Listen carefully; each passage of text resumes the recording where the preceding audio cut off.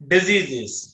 Dis means against and ease means comfort, or we can say this means discomfort and ease means easiness. तो easiness में क्या हो रहा है, discomfort हो रहा है, या against comfort है disease. Any change from the normal state that causes discomfort or disability or impairs the health is called as a disease. तो जो भी हमारी नॉर्मल स्टेट को चेंज करता है, इंपेयर करता है, मतलब खराब करता है, तो उस चीज को, उस कारण को क्या बोलेंगे हम, डिजीज बोलेंगे. इट इन्वॉल्व्स मॉर्फोलॉजिकल, मतलब कोई ना कोई स्ट्रक्चरल चेंज हो गया, हमारे ऑर्गन्स डिसफंक्शनल हो गए, या हमारे बॉडी पार्ट्स किसी एक्सीडेंट में लॉस्ट हो गए. कोई फिजियोलॉजिकल कारण हो सकता है, हमारी बॉडी के अंदर प्रॉपर हार्मोनल लेवल नहीं है, एंजाइम्स प्रॉपर सिक्रीट नहीं हो रहे, प्रॉपर रिएक्शंस नहीं चल रही. हमारा साइकोलॉजिकल डिस्टर्बेंस हो सकता है, यानी कि मेंटल डिस्टर्बेंस हो सकती है. तो ये चीजें आ गई इसमें. When the functioning of one or more organs or systems of the body is adversely affected, characterized by various signs and symptoms, we say that we are not healthy, that is, we have a disease. अगर हमारी body की कोई ना कोई dysfunctioning होगी, एक या एक से ज्यादा ऑर्गन्स क्या हो गए, डिस्टर्ब हो गए, हमारी बॉडी के सिस्टम्स प्रॉपरली फंक्शन नहीं कर रहे हैं, दे आर एडवर्सली अफेक्टेड, उस कोई ना कोई साइन या सिम्टम शो होना शुरू हो गया. साइन क्या होता है, साइन कोई ना कोई ऑब्जर्वेबल कैरेक्टर जो प्रोड्यूस नहीं होना चाहिए लेकिन वो दिखना शुरू हो गया. और सिम्टम का मतलब क्या होता है, नॉन ऑब्जर्वेबल कैरेक्टर. अब जैसे मान लीजिए कि किसी को बुखार है, तो वी कैन चेक इट, तो हम उसको फील कर सकते हैं, तो फीवर इज अ साइन. अगर किसी को हेडेक है, वो हम चेक नहीं कर सकते, ठीक है ना. अगर किसी की स्किन येलो हो रही है, जॉन्डिस के टाइम पे आईज येलो हो रही हैं, तो वो हमें दिखती हैं, तो वो क्या एक साइन है. क्लियर है ना. तो जो करेक्टर्स हमें दिखने शुरू हो जाते हैं उनको क्या बोलते हैं, साइंस. जो करेक्टर्स हमें दिखते नहीं बीमारी के टाइम पे, लेकिन फील किए जा सकते हैं पर्सन के द्वारा जिसको बीमारी हो गई, उसको क्या बोलते हैं हम, symptom. It may also be due to environmental factors or pathogens or genetic anomalies. This shows that disease is opposite to health. तो फाइनली हम क्या कंक्लूजन पे जा सकते हैं कि डिजीज एक ऐसा वर्ड है जो हेल्थ के अपोजिट है. डिजीज किसी ना किसी इन्वायरमेंटल फैक्टर के कारण भी डिस्टर्ब हो सकती है, किसी ना किसी पैथोजन के कारण डिस्टर्ब हो सकती है, या कोई ना कोई जेनेटिक एनोमेली, एनोमेली मतलब डिस्टर्बेंस हो सकती है. क्लियर है ना. Next. But one can be in a poor health even without a simple cause of an identifiable disease. कहता है एक पर्सन की हेल्थ पुअर भी हो सकती है, जैसे हम पहले भी डिस्कस कर रहे हैं, लाइक फाइनेंशियल प्रॉब्लम हो, उस कारण डिस्टर्ब बोल सकते हैं हम, या फिर क्या है, उसको कोई ना कोई टेंशन है, उसका जो एंजाइटी लेवल है वो बहुत ज्यादा है, तो वो पर्सन भी हेल्थी नहीं माना जाएगा. Disease can be broadly classified into three categories. So depending upon the period of their occurrence, they can be divided as congenital. Congenital का मतलब क्या होता है, इनबॉर्न. जो डिजीजेस हमें बाय बर्थ होती हैं उनको बोलते हैं हम congenital diseases. These are inborn diseases which are present from the birth. These are generally inheritable. तो ये डिजीज क्या होती हैं, अगर इनबॉर्न है तो डेफिनेटली ये हमें प्रोजनी, हमारी जनरेशन से मिली है, हमारे पेरेंट्स से मिली होती हैं. That is they are pass from generation to the generation. Examples like diseases caused by gene mutation, for example haemophilia. Haemophilia के अंदर हमारा ब्लड कोएगुलेट नहीं करता, तो हीमोफीलिया हो सकता है. कलर ब्लाइंडनेस हो सकती है. कलर ब्लाइंडनेस का मतलब क्या होता है, we are not able to distinguish between red and green color. तो person red and green colour में डिस्टिंग्विश नहीं कर पाता, उसको क्या बोलते हैं, colour blindness. Hemophilia means blood fails to coagulate during simple cut. अगर कोई कट या कोई वूंड लग गया तो उस टाइम पे भी ब्लड कोएगुलेट नहीं कर पाता, तो इसको क्या बोलते हैं हम? हीमोफीलिया. तो haemophilia, colour blindness, they both are inheritable diseases, that is they are passed from the generation to generation.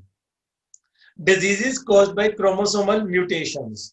अब क्रोमोसोम्स इंक्रीज या डिक्रीज हो गए, जैसे डाउन सिंड्रोम में क्या होता है, क्रोमोसोम क्या कर जाता है यहाँ पे, इंक्रीज हो जाता है. Trisomy of chromosome number 21. तो 21 क्रोमोसोम की दो कॉपीज होती हैं, एक एक्स्ट्रा क्रोमोसोम हो जाता है. यानी कि हमारे अंदर नॉर्मल क्रोमोसोम्स कितने होते हैं? 2n, लेकिन एक इंक्रीज हो जाता है डाउन सिंड्रोम में, 2n+1. तो जो इंक्रीज हुआ वो कौन सा इंक्रीज हुआ? 21st क्रोमोसोम एक्स्ट्रा हो जाता है. क्लाइनेफेल्टर सिंड्रोम. क्लाइनेफेल्टर सिंड्रोम में क्या होता है, नॉर्मल मेल के अंदर XY क्रोमोसोम होते हैं, तो यहाँ पे एक X एक्स्ट्रा आ जाता है, तो उसको क्या बोलते हैं? Klinefelter syndrome. तो ये क्यों होता है? This occurs due to non disjunction of chromosomes during meiosis. मैं अभी आपको नेक्स्ट स्लाइड में दिखाऊंगा नॉन डिसजंक्शन का मतलब क्या होता है. Non disjunction, clear? अभी थोड़ी देर में देखते हैं इसको, नॉन डिसजंक्शन को. Next are the acquired diseases. Acquired का मतलब क्या होता है? ये इनबॉर्न नहीं है, ये हमने बर्थ होने के बाद एक्वायर की हैं. These diseases develop after birth and are not inheritable. तो ये जनरेशन टू जनरेशन पास नहीं होती. They are divided into two main categories, that is communicable and non-communicable. Infectious or communicable diseases. Diseases which are easily transmitted from one person to another, that is from infected or unhealthy person to the healthy person by means of air, water, food, physical contact, vector, are called as communicable diseases. तो किसी भी तरीके से ये unhealthy person से healthy person तक अगर जा सकती है तो इनको क्या बोलते हैं हम? इन्फेक्शियस और कम्युनिकेबल डिजीजेस.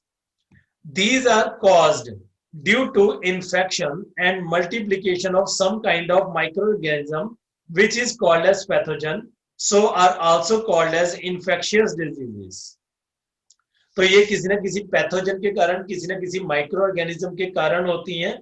तो ये ट्रांसमिट भी होती हैं ये ट्रांसमिट हो सकती हैं from one unhealthy person to another person through air, during sneezing, through sharing of water or food, through kissing, through physical touch, through hugging, through vectors, that is if a same mosquito bites a unhealthy person as well as healthy person, तो उस time पे क्या हो सकती है? ये transmit हो सकती है. Clear? Communicable diseases are broadly classified as follows. First of all, on the basis of the causative agent. तो उसको फैला कौन रहा है, उसके कारण, उसको हमने क्लासिफाई किया on the basis of the causative agent. Depending upon the causative agent, communicable diseases are of 6 types, that is bacterial. अगर बैक्टीरिया फैला रहा है तो हम ये सारी diseases one by one detail में स्टडी करेंगे, like diphtheria, whooping cough, leprosy, syphilis, tetanus, typhoid, plague, pneumonia, tuberculosis, cholera, anthrax. तो ये सारी डिजीजेस को कौन फैलाता है? बैक्टीरिया. तो इनको क्या बोलते हैं हम? Bacterial diseases.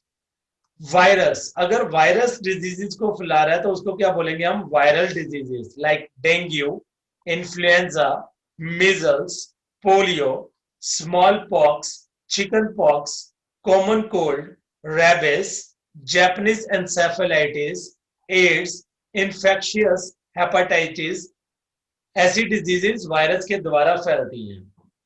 प्रोटोजोन, अगर कोई प्रोटोजोआ फैला रहा है तो उनको क्या बोलेंगे हम, प्रोटोजोन डिजीजेस लाइक मलेरिया, एमीबायासिस, काला अजहर, स्लीपिंग सिकनेस एक्सेट्रा। अगर कोई हेलमिंथ जैसे राउंड वर्म या फ्लैट वर्म फैला रहा है, हेलमिंथ का मतलब क्या होता है, राउंड वर्म, और फ्लैट वर्म जैसे हम पढ़ते हैं एस्केलमेंथीस, नेमेथेलमेंथीस, तो उनकी बात की गई है यहाँ पे। तो वो बीमारियां अगर फैलाएंगी तो उनको क्या बोलेंगे हम, helminthic diseases like taeniasis, ascariasis, elephantiasis. तो ये सारी डिजीजेस हम वन बाय वन करके स्टडी करेंगे in the upcoming lectures. Trichinosis, liver rot, echinococcosis etcetera. अगर कोई डिजीज फंगस के कारण फैल रही है तो उनको क्या बोलेंगे हम, fungal diseases like ringworm, athlete's foot, candidiasis इसेट्रा।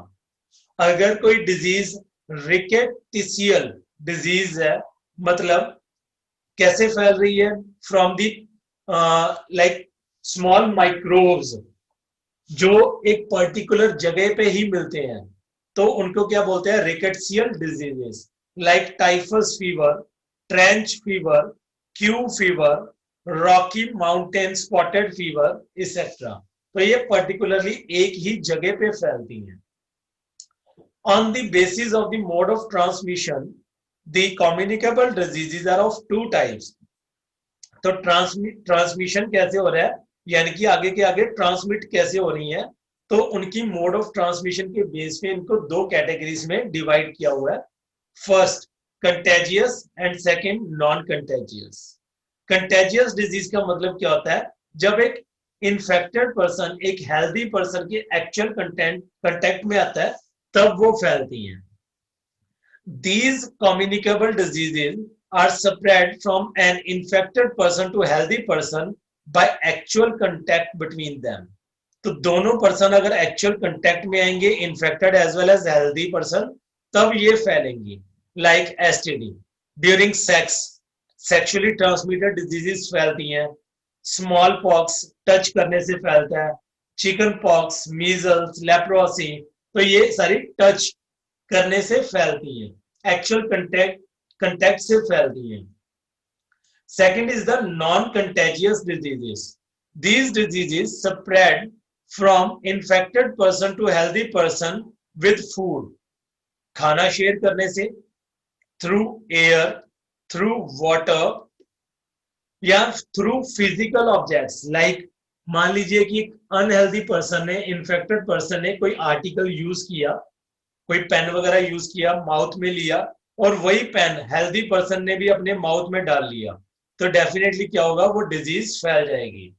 तो ये ऑब्जेक्ट्स के द्वारा फैलती है, like taeniasis, ascariasis, cholera, tuberculosis, और through some microorganisms are injected inside the human body by same carrier और वेक्टर। तो कोई ना कोई वेक्टर ने क्या किया, जैसे फीमेल एनोफिलिस मस्कीटो ने एक अनहेल्दी पर्सन को बाइट किया, उसके अंदर क्या आ गया, प्लाज्मोडियम। देन वही वेक्टर ने दोबारा से किसी हेल्दी पर्सन को बाइट कर दिया, तो ये वेक्टर भी फैला सकते हैं बीमारियों को। तो इनको भी क्या बोलेंगे हम, नॉन कंटेजियस, यानी कि डायरेक्ट कंटेक्ट के बिना अगर बीमारियां फैल रही हैं तो उनको बोलते हैं non contagious. Example malaria, plague etcetera. Non infectious का मतलब क्या होता है, जो डिजीजेस नहीं फैलती, यानी कि टच करने से फैलती नहीं, या किसी भी तरीके से किसी भी वे से वो नहीं फैल सकती। They do not spread from an unhealthy person to a healthy person. तो ये चार तरह की होती हैं। These are of four types. First deficiency diseases. अब मान लीजिए कि प्रोटीन एनर्जी मालन्यूट्रिशन के कारण किसी को कोई प्रॉब्लम हुई है, लाइक क्वाशियरकर या मरासमस, तो वो नहीं फैलेगी, ये किसी डेफिशिएंसी के कारण हुई है। अब मान लीजिए कि एक पर्सन को इंसुलिन की डेफिशिएंसी होगी, डायबिटीज मेलाइटस हो गया, तो मोस्ट प्रोबेबली ये नहीं फैलेगी। ड्वार्फिज्म, अगर कोई बौना है, या कोई लार्ज क्रिएचर है, जायंटिज्म है, ग्रोथ हार्मोन कम या ज्यादा होने के कारण, तो ये आगे जाने के चांसेस क्या होंगे? ठीक है, थ्रू जीन्स तो हो सकते हैं, लेकिन मान लीजिए कि अगर मेरे को शुगर की बीमारी है तो मेरे कांटेक्ट में आने से आपको नहीं हो सकती ये बीमारी। अगर मेरी हाइट कम है या ज्यादा है तो इससे सामने वाले पर्सन को कोई इफेक्ट नहीं होगा। Degenerative diseases, they occur due to degeneration of certain body tissues, like heart के अंदर कोई ना कोई प्रॉब्लम आ गई related to heart and blood vessels. Stroke disease है, जैसे ब्रेन के अंदर हो सकती है। तो कोई केमिकल ज्यादा हो गया, जैसे कार्डियोवास्कुलर डिजीजेस के टाइम पे क्या होता है, कोलेस्ट्रॉल लेवल इंक्रीज हो जाता है, तो ये क्या होगा, ब्लॉकेज कर देगा, जिसके कारण हमारा हार्ट प्रॉपर फंक्शन नहीं कर पाता। कैंसरस डिजीज, कैंसर भी नहीं फैलता from unhealthy to healthy person. These occur due to uncontrolled proliferation, that is growth and division of the cells in certain body tissues leading to tumor formation। तो cancer की definition दी हुई है, cancer का मतलब क्या होता है, अनकंट्रोल्ड प्रोलिफरेशन और डिवीजन ऑफ द सेल्स। तो एक कैंसर पेशेंट से एक हेल्दी पर्सन को कैंसर नहीं हो सकता, डायरेक्टली ट्रांसमिशन नहीं होती। Next is allergic diseases. जो एलर्जिक डिजीजेस होती हैं लाइक अस्थमा, या फिर हमें कोई ना कोई हे फीवर की तरह हो जाता है एलर्जी, तो वो आगे नहीं फैलती। These occur due to hyper sensitivity of body. तो ये क्या होगी definition, hyper sensitivity of body to certain external agents called allergens. Allergen क्या हो सकता है, पॉलन ग्रेन हो सकता है,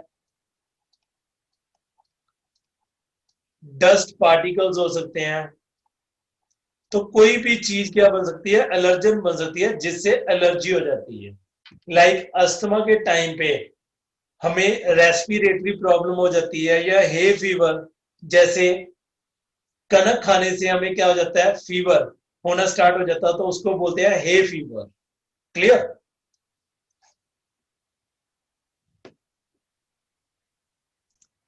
on the basis of duration of disease, कि हमें कोई भी बीमारी है वो कितने टाइम के लिए हुई, वो थोड़े टाइम के लिए हुई कि ज्यादा टाइम के लिए हुई, तो उनको दो कैटेगरीज में डिवाइड किया गया, एक्यूट एंड क्रॉनिक। एक्यूट का मतलब क्या होता है कि थोड़े टाइम पीरियड के लिए होती है ये बीमारी, एकदम होती है, वेरी रैपिडली एकदम होती है, लेकिन थोड़े टाइम पीरियड के लिए होती है। थोड़े टाइम पीरियड के बाद क्या हो जाती है, रिकवरी हो जाती है। तो इसके कारण कोई ज्यादा मेजर इश्यू नहीं होगा बॉडी के ऊपर। Clear? And person gets well within a week or so, like common cold, cough. ये बीमारियां क्या होती हैं, एकदम होती है लेकिन थोड़े टाइम पीरियड के लिए होती है।